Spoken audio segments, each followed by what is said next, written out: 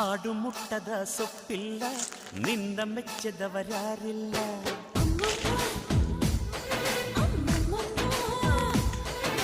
ಜೇನಿಗಿಂತ ಸಿಹಿ ಬೇರಿಲ್ಲ ನಿನ್ನ ಮುದ್ದಿಗಿಂತ ಸಿಹಿ ಬೇಕಿಲ್ಲ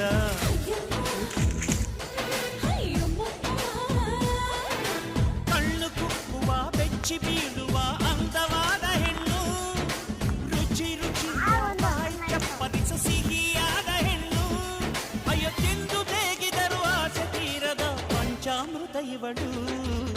ಅಮ್ಮಮ್ಮಮ್ಮ ವೈದ್ಯಾರಮ್ಮಮ್ಮ